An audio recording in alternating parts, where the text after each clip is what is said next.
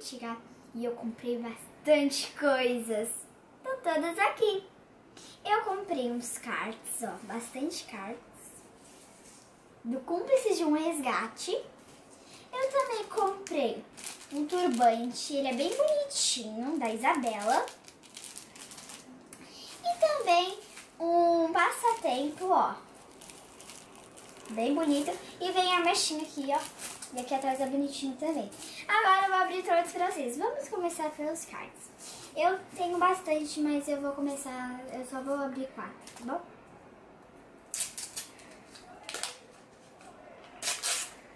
Nossa, que bonitinho, gente, olha! A Júlia,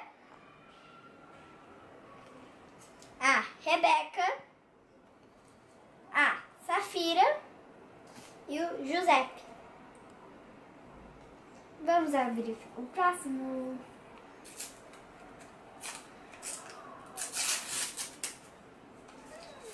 Nossa, que legal! A Doris, olha, tá cheia de farinha na cara dela. A Manuela de novo e o Geraldo. Vamos mais um, né?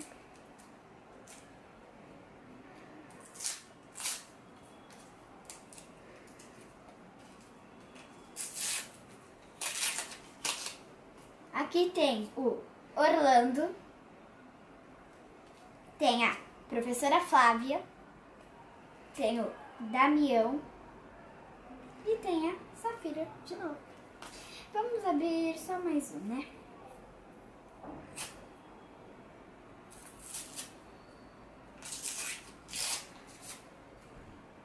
Aqui tem a Safira de novo. Vem os alunos, a Manuela, o Theo, o Matheus e a Doris. Tem também o Matheus. E o último que é o Pedro. Agora eu vou abrir aqui o turbante para vocês verem.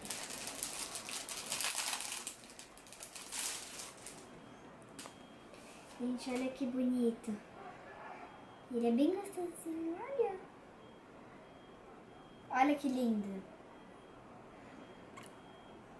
Agora vamos para o passatempo que eu vou mostrar para vocês.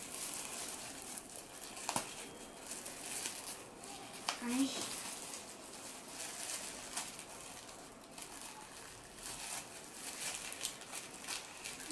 Tá duro, gente. Vou tentar explorar. Bom, gente, finalmente consegui abrir e pedir ajuda pra minha mãe. Aqui está a mechinha, uma outra mecha que eu estou usando aqui, ó. Tem uma outra aqui.